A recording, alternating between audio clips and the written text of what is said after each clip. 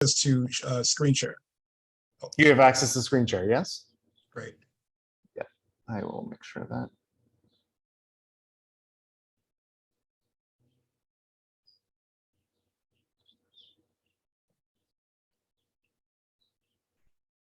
There you go. Glenn, I just made you a co-host. Great. Thank you. No problem.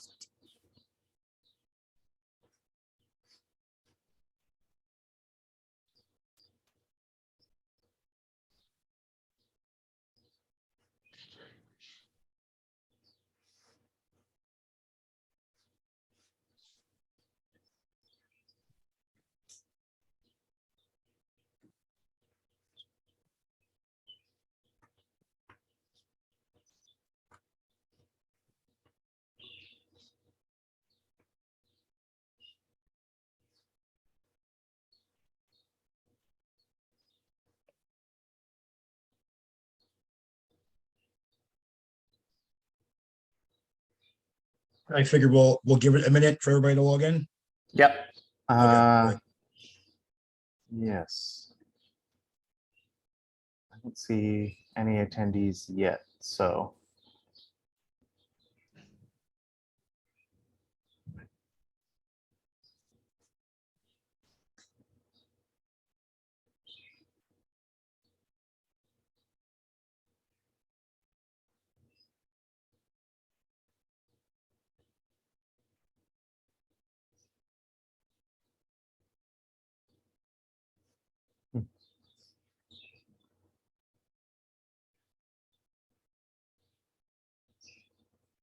The last one, they usually came on pretty quick. Yeah, it moved pretty quickly last time. Yeah. Okay, all right. I have no attendees yet.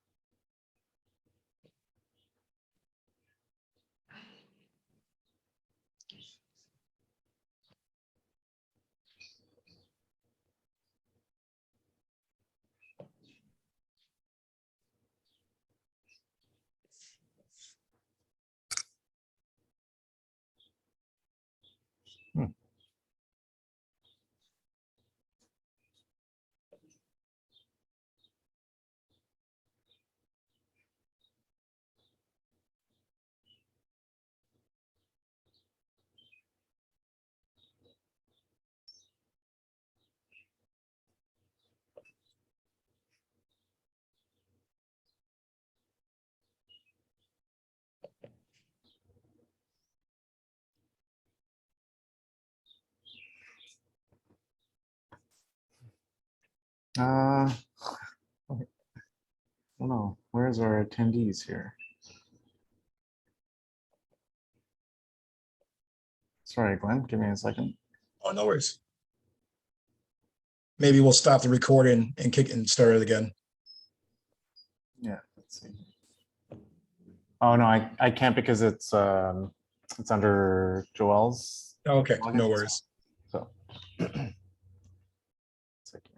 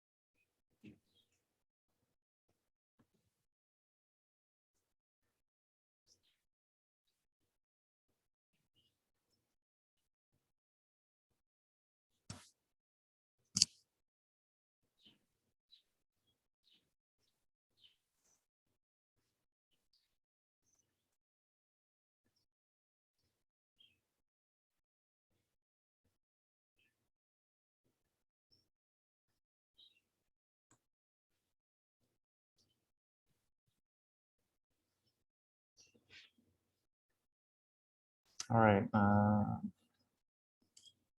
couple attendees. So just wait a couple more minutes, Glenn. No problem. Okay.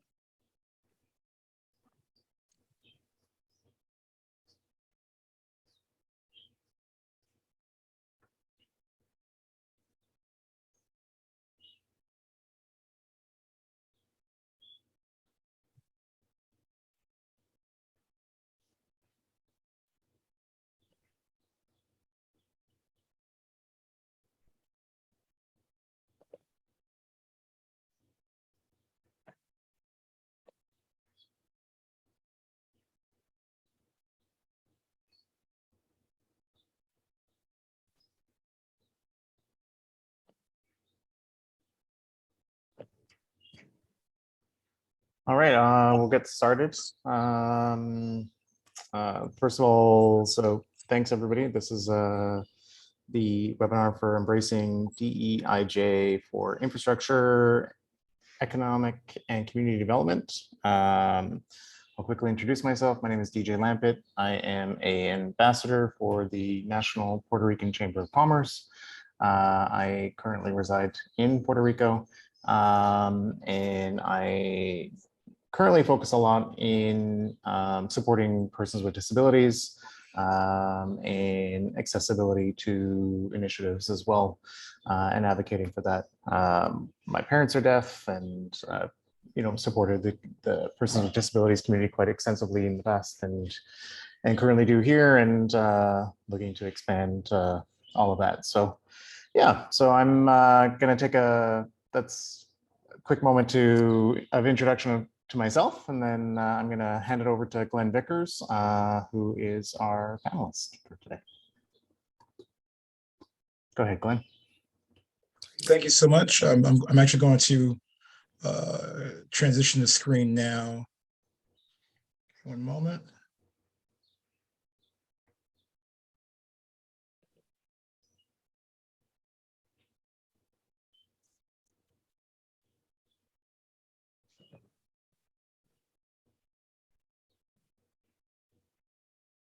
Okay, can you see my screen? Yes. Okay, fantastic. So ladies and gentlemen, thank you so much for being with us today. This is part two to our 5-part series in terms of just overall diversity, equity, and inclusion as it relates to economic development and infrastructure and business development. My name is Glenn Vickers. I'm the managing director of MRV Group, and we're a diversity supplier development firm, and I'll speak to that in a moment.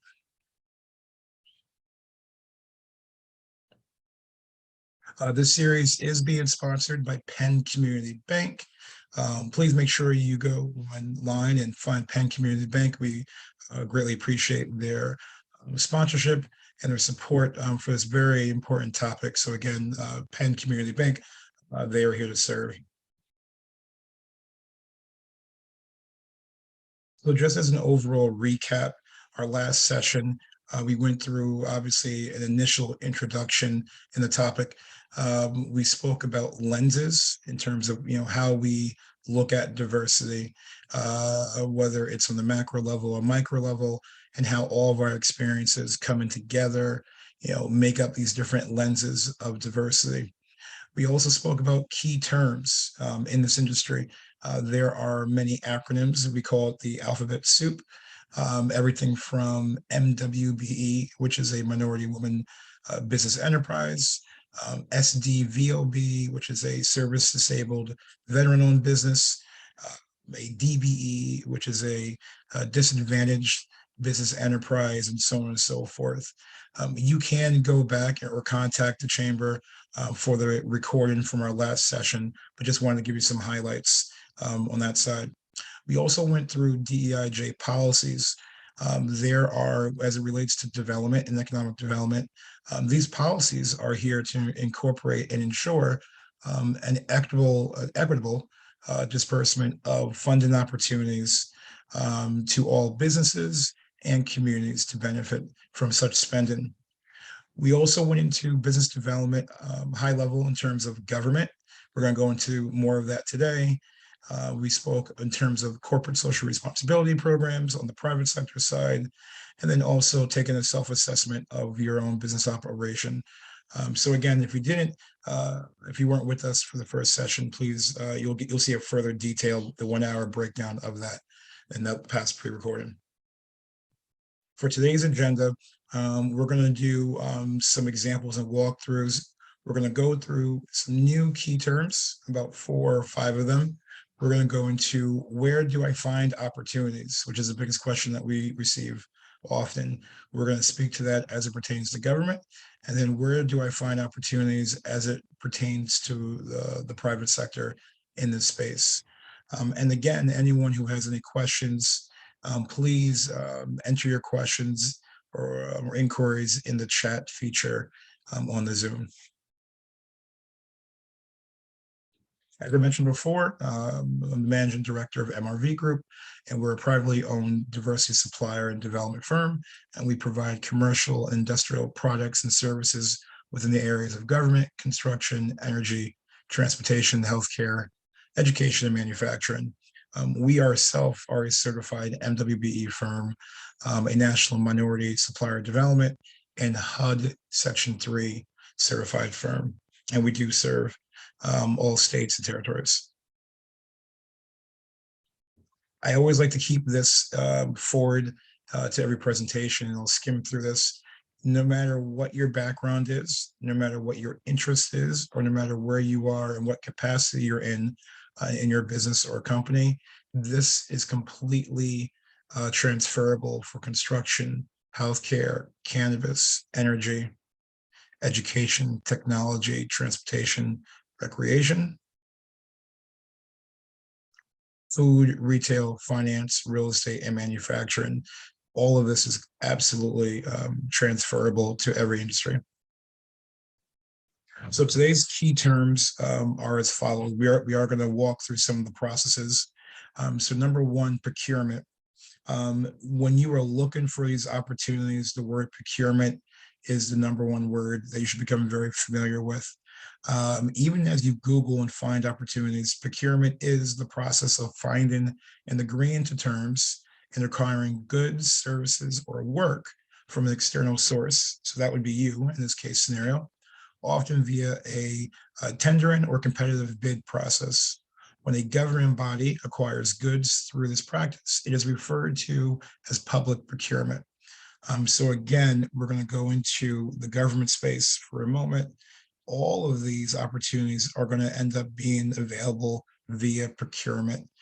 So again, please be cognizant of that term as you navigate through the waters. Now, the request for procurement come in several different ways. We're going to speak to 3 of them today. One will be a request for proposal, which is a RFP. An RFP is a document that solicits a proposal, often made through a bidding process by an agency or company interested in the procurement of a commodity, service, or valuable asset to potential suppliers to submit a business proposal.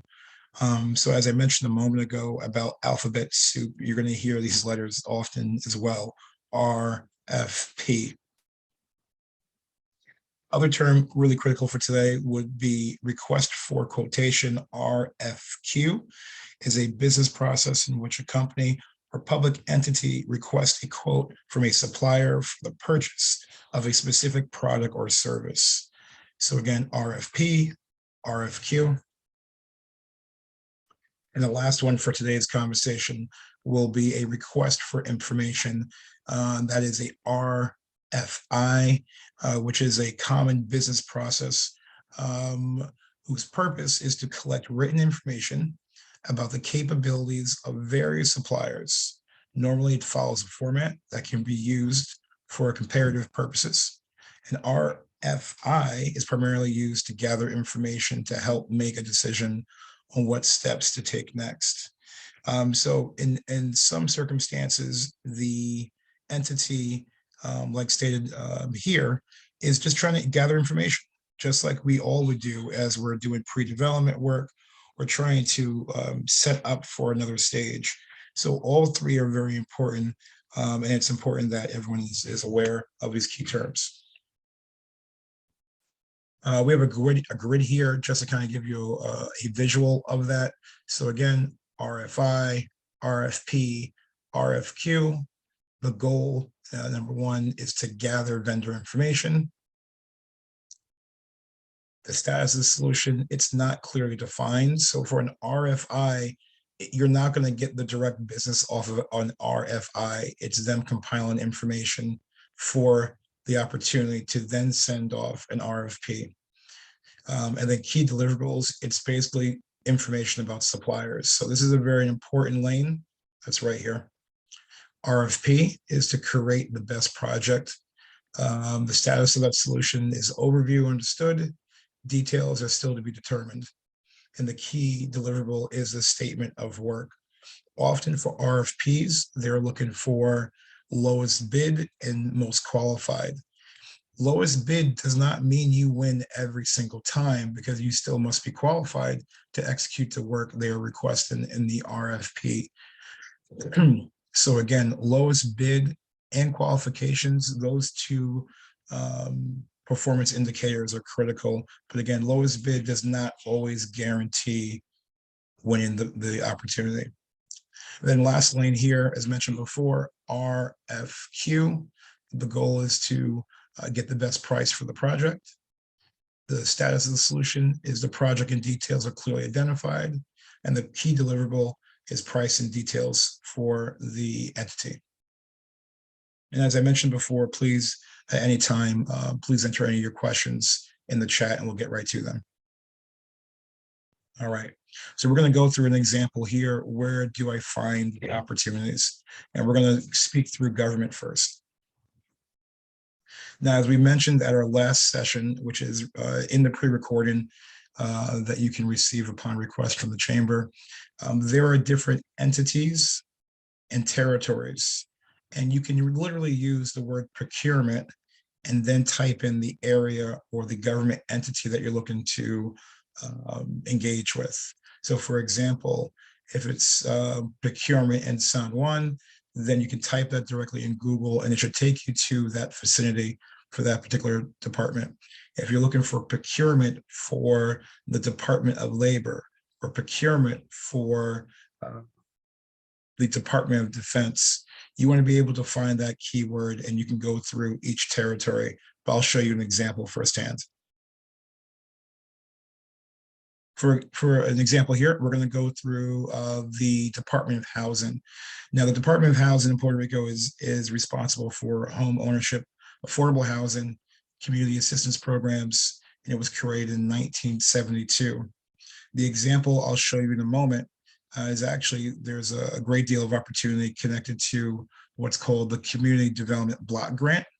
It's a disaster recovery, and again, that alphabet soup, it's a CDBG -DR, and that program is responsible to assure decent affordable housing opportunities, provisions of services, assistance to the most vulnerable in our communities, and the expansion and the conversion of jobs. The program also funds disaster recovery programs and community development in the United States and its territories. So this is the example we're going to go through right now. As we go into this example, these are some recommendations for everyone who's on this webinar. Number one, as we're about to go into this portal to do some firsthand walkthrough of the opportunities, make sure you Google the entity and find out, their history, find out what they're all about. Because, like any other business, you want to know your client. And in this case, your client is the government.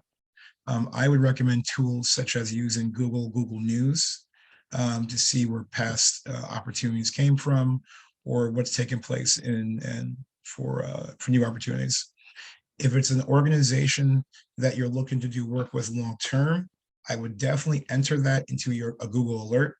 A Google alert is a way for you to keep tags on an organization or any word online, and you can set it where you receive your alerts daily or weekly.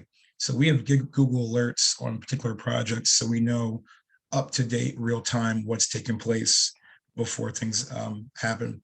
The other part, as it pertains to government, Twitter is a great tool. Of all the social media accounts, government tends to really enjoy Twitter. It's short, it's specific, it's contained. As I'm sure people are realizing, Elon Musk just purchased Twitter, so we're expecting some additional updates coming out of that. But again, Twitter really, I tell people often, is the language of government in terms of notifications. And then as you're going through your research, I would definitely plug in YouTube to see what pops up pertaining to that fund. So in government, because again, this is public space, I would highly recommend looking at past contract awardee agreements. This will give you great market research into past performance, pay schedules, needs and wants, and even firms that you can contact directly. Many times there could be a primary contractor who's awarded a contract, but they still need to hire and subcontract other companies to do components of that work. So again, you really want to make sure when you can go into past awardee contracts. As you're going through this process, you want to ask yourself some questions.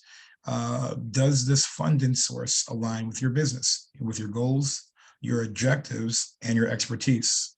So for example, if your company happens to be, I'm trying to give you a good example, let's say you're in food and beverage, for example, then you may not want to go directly into bids that relate to construction, right? Because your work may not be foundation work or rebuilds or modifications that way. But if you're in food and beverage, you want to look at opportunities that revolve around your space. Just be very cognizant of that. You're going to see a lot of opportunities and you'll want to automatically jump and apply for all of them. So you really want to make sure that your business goals and objections and expertise aligns with the opportunities in front of you. Think, if you were awarded these funds for this opportunity, do you have the capacity, to execute the work? Now, capacity is defined by capital, funds, workforce. Do you have the team and the expertise? And also insurance is a big one that's not spoken about often. So you really want to make sure that prior to even going into the opportunities, you want to make sure that you have capital, the workforce, and the insurance. The other question that you want to ask based upon each group, excuse me, would be, what is the funding sources payment schedule history? Based upon the entity, some of them will pay you in 30 days, some will pay you in 60, some will pay you in 90, some will pay you in 120, and some will even pay you, 12 days. So you really wanted to define all of that, because as you go back to your capacity, if you don't have the means, or let's say your capital is in a short-term access, does your capital and funds match with their payout schedule? And these are just a couple of highlights. All right, so we're going to switch the screen and we're going to go to their actual website and we'll do a walkthrough from here. So this is the Department of Housing. All right, so at this time, this is the Department of Housing website. Now, remember the keywords I mentioned before. The word was procurement. Now, they do a great job here of making sure procurement is right here on top of the website. Based upon certain groups, that information may be all the way in the bottom But what they do here, they actually put it in both places. They put it in the bottom index and they put it in the top index. Before I drill down, you'll also take a look down below in my recommendations of research. They identify what accounts they use. They use Facebook, they use YouTube, and they use LinkedIn as how they communicate through social media. So I would dive into that when you have some time. So what I'm going to do next is go directly into procurement.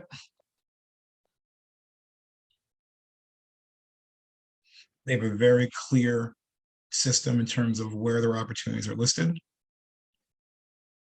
This is actually really good. And then as of today, May 11th, these are the current opportunities that they have available.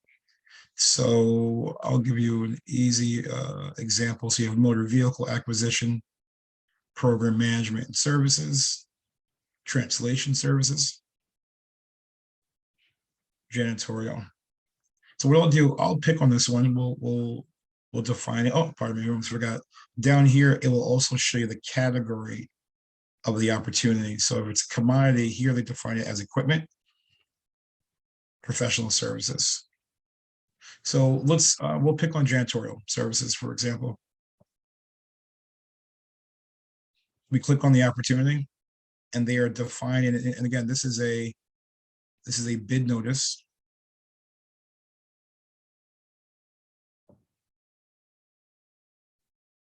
Hopefully you can see the screen. And right here, very clearly, they defined every single thing of this opportunity. The bid is open. They define the agency, the bid type, the area. This is really important when it's due. So this, pardon me, this is available until April 11th. So this one's past due, but again, we're just doing a walkthrough right now. As we go down, it will continue to give you more information about the opportunity and what they actually need. This is very detailed in terms of all the information they actually need. Now, what they do here, they put this in Spanish and in English. So based upon the territory, you may or may not get both. And as you go through it, you're going to read through this entire packet. And what they're saying for this opportunity, because it's connected to federal money, it's requesting that you go directly to sam.gov. Now, sam.gov, we're going to jump into that, is the US government's contract software. So this opportunity, even before you can even get into it to get more information, you will have to create a free account. This is a free account. If you Google it online, be wary of spammers and people selling you access to this account. This is a free account. Just make sure you look up to the top right where it says sam.gov, and you want that .gov prefix to make sure it's a confirmed site. So what will happen from here, you will register to get your free account. And then from there, you'll have full access to be able to go into that opportunity. We'll go into one more.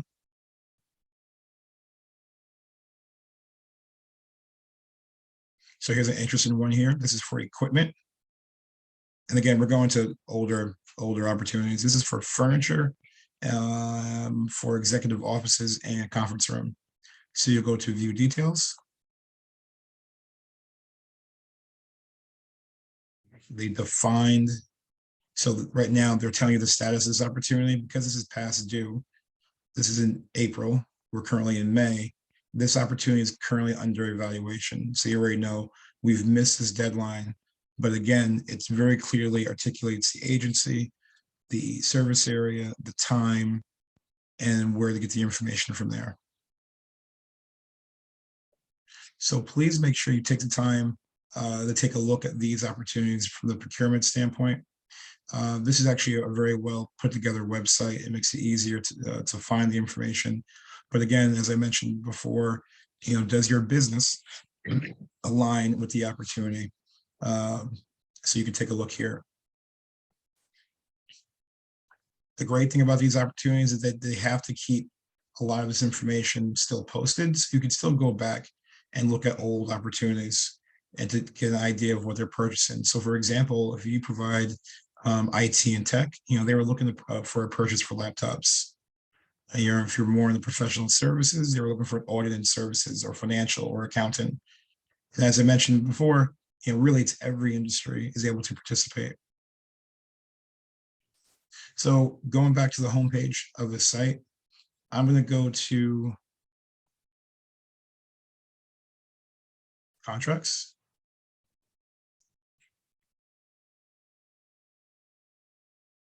So I mentioned before the word procurement, but then you can also go into the word contracts. So what they do here, because again, this is government and this is transparency, you can actually see what contracts were awarded, what entities or prime contractor received the opportunity, and how much that money is for.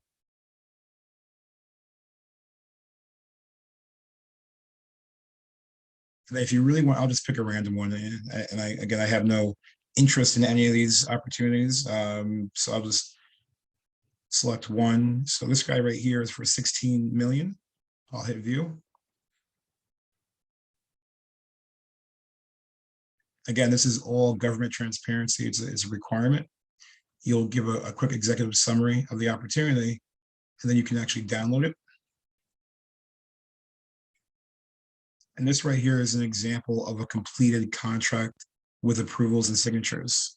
So as a government entity, this has to happen, and it will tell you really everything: the proposal, scope of work, compensation schedule, performance requirements. You want this information because as a business operator, it will help give you more insight of the opportunities and how your pricing should be, and what the market is bearing at that point in time. So I won't go deep into this one here, but please, take a moment to take a look at it.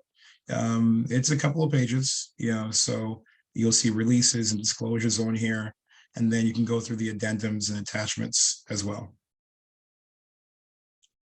Let me just go back.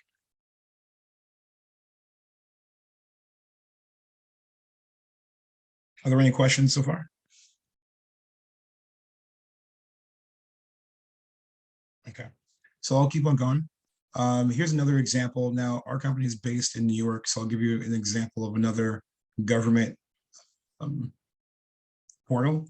So this is actually the New York Power Authority, and they have a portal with opportunities. The opportunities are listed just like you saw before. Each platform is a little bit different, but for this entity, they have boiler upgrade opportunities. This is IT related, so an IMUX item for IT people.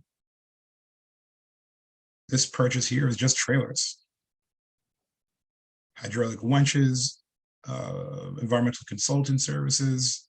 So you can see light fixtures, it all spans several different areas. So when you go into these things, you'll see a lot of opportunity.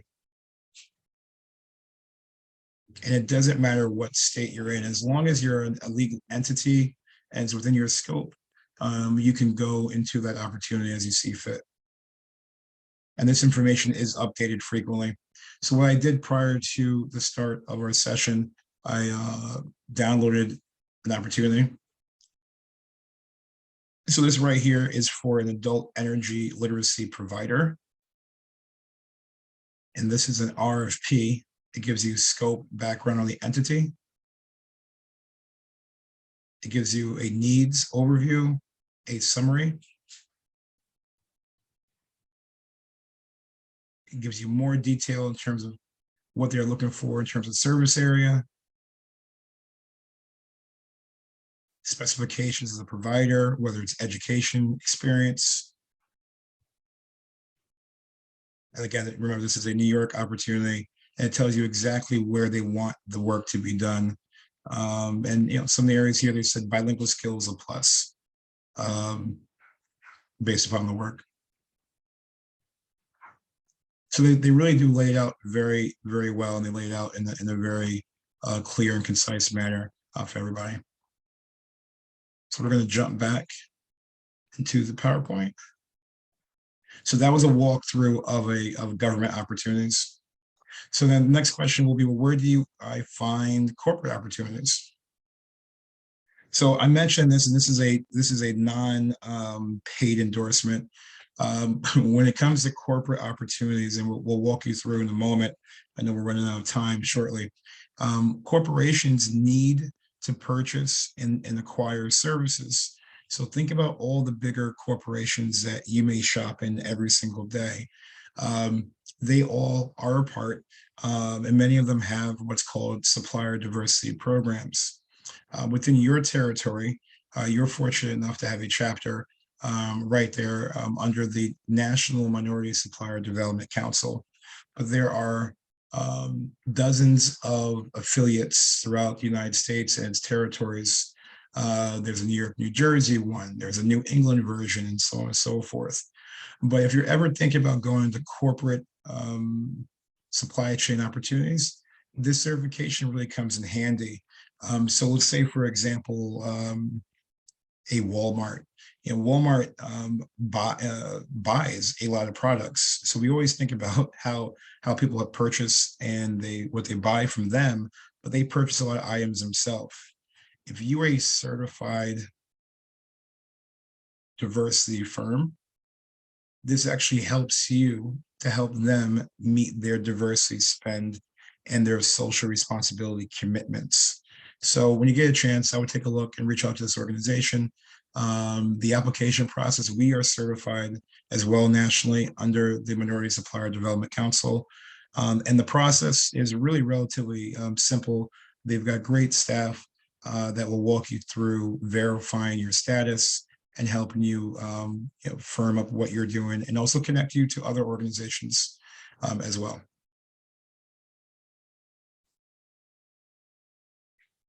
All right, so we're going to jump back off here to give you an example. So I just selected Verizon. Obviously, this is a big telecommunications company. When you look at the words to Google or look up, Verizon right here does have their own supplier development or supplier diversity program. Now, this is part of their overarching diversity, equity, inclusion initiative. Bigger companies, the bigger, most of them do a very good job to illustrate what they're doing in this space. So for Verizon, for example, they have spent over $5 billion with diverse suppliers in 2021 by itself. So in terms of opportunities, that's a big opportunity for firms of any size. And they go into their statement, the diversity, equity, inclusion statement, and what that actually looks like. And if you receive some of the familiar words, diverse, which includes minority, women, veteran, service disabled, LGBT, and disability-owned businesses. So really anybody can engage in this particular programming at that point. It just helps when you also have this certification here through the Minority Supplier Development Council. As you go down this list, and again, this is a more robust breakdown for this example. Again, they talk about their annual spend. They speak about what they've done in the last 10 years. They're committed to doing more each year. And they provide you information on how to do business with them. So for this example here, they have requirements, to be in their diversity program, to sell directly to them. And you can view the requirements.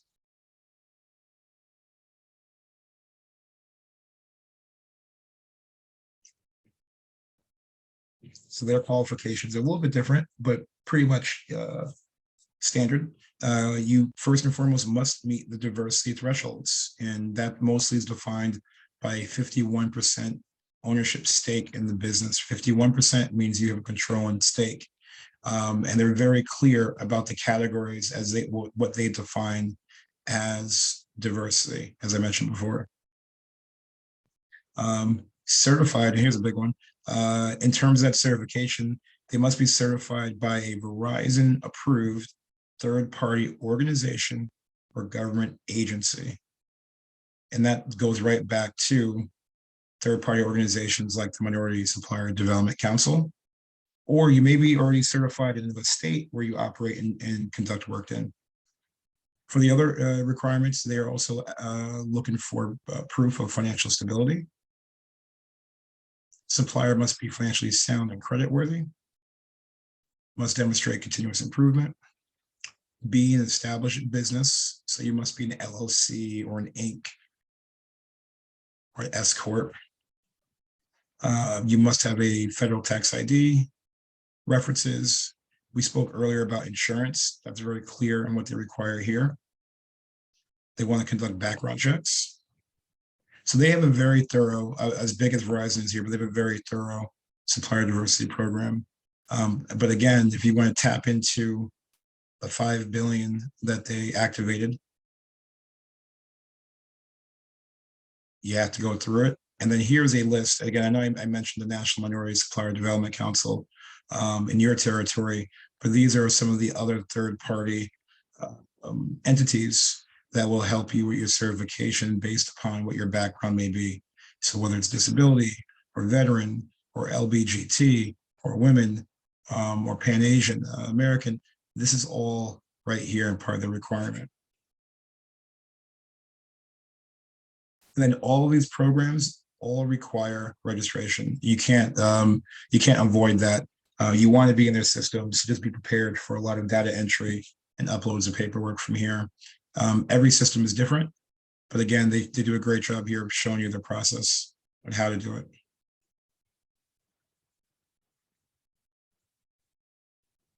All right, I'll get out of that one. And then the last part for this conversation for today, and then we'll open it for any questions. These third-party organizations get you certified, which is important because they want to ensure the qualifications and the confirmation of your background, but they also do a lot of connecting you with the buyers too. But you have to be engaged and you have to be involved in the process. So, imagine some of these corporations, CVS and Horn and Johnson & Johnson, and these organizations will want you. They want you to sell to them, whether it's your service or your work. And as they have here, certification is the first step.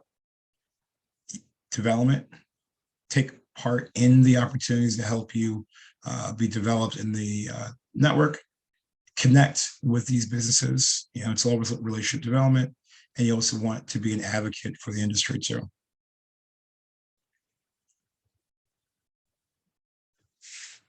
Okay.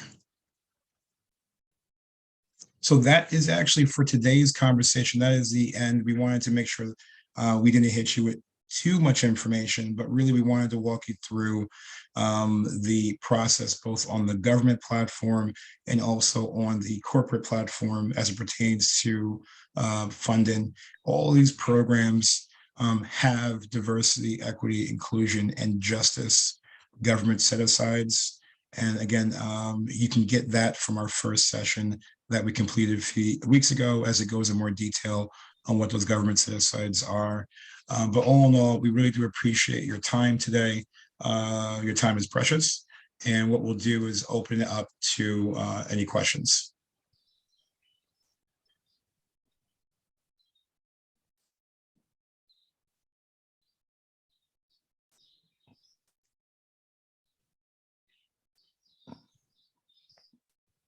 Hi, Glenn. It's DJ Lampert here. I have no questions so far. Is there any questions from the attendees? Okay. What I'll do, if you have any questions offline, we'll put our email here to get back to you, at that point in time. Our email is at mwbe@mrvgroup.org. And so we hope this information was valuable. But definitely biggest takeaway, the key word is procurement and contract, and being able to tap into those opportunities and making sure that you have the bandwidth to do the work. And if you don't have the bandwidth, reach out and work with companies that can provide that work for you. Because as you can tell from our walkthrough, some of those contract opportunities ranged from $100,000 to $18 million. But this step is the same for every opportunity. So again, I appreciate you guys for your time, and we look forward to joining you again for part 3 of our 5-part series. Wonderful. Thanks, Glenn. Just recapping here as well. So from the National Puerto Rican Chamber of Commerce, you can keep up to date on everything as well via nprschamber.org. Additionally, again, we want to thank you, Glenn, for your time. And if you want to, attendees on this call, but also may have watched the recording of this, you can also attend our next webinars with MRV Group. And stay tuned for that as well. All right. Thank you so much. Have a great day.